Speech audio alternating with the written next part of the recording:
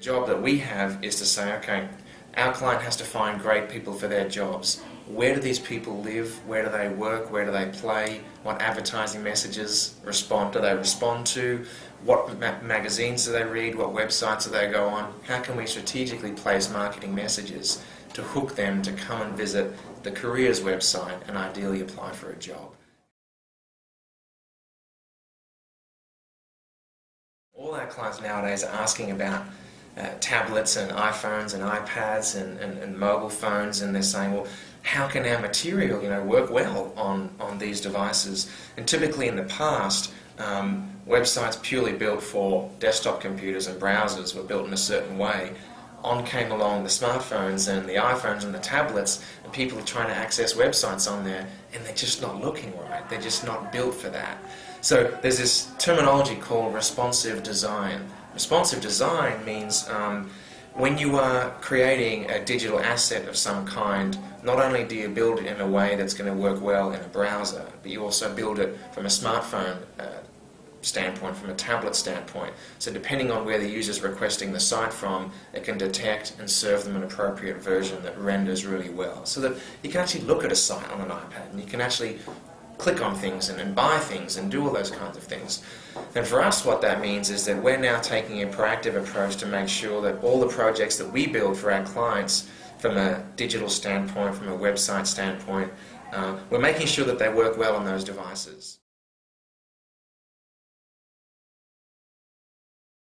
For us, we're trying to market to job seekers, and job seekers, they're a little scared sometimes too when they're at their job, log on to Monster, Career Builder or Yahoo to try and find a job or a different career website. They want to use their own cell phone, they want to use their iPhone, they want to use their tablets. They can look around and not have their history tracked on their work computer. Or when they get home or when they're on the go, people are looking at websites on these devices. So for us, we need to make sure that we can still capture those people when they're on the go, when they're not at home, when they're on their iPad or their cell phone.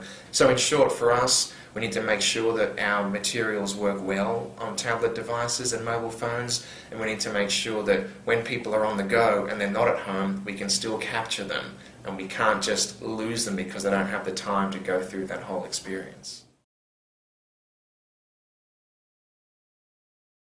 I think especially in today's times when people are demanding to be connected wherever they are, not just in the workplace, not just in their office where they have high-speed broadband through a hardline connection, or whether they have a Wi-Fi within a certain perimeter of their office. We've got people all throughout the country that are on site working with clients, that are working from home, that are working from wherever they might be from the office. So I think a much wider broadband footprint across the digital grid is going to be majorly beneficial to us in helping us create digital content and test it and work with it, but also from our client standpoint and from our clients' customers. And us being in employment communications, our clients' customers are the job seekers. So they're on the go, they're always out. They're always looking for different ways to connect with messages. So increased access on a wider standpoint across the board is definitely going to be influential for our business for sure.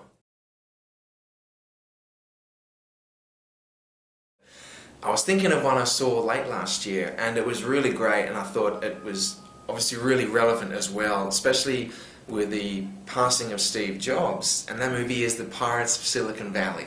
So I thought it was great. I thought it was a great portrayal of Steve Jobs, getting into his mind and how things started literally from scratch in their garage, and with Woz as well being the tech brains behind it. So if you haven't seen it, I highly recommend it. Pirates of Silicon Valley.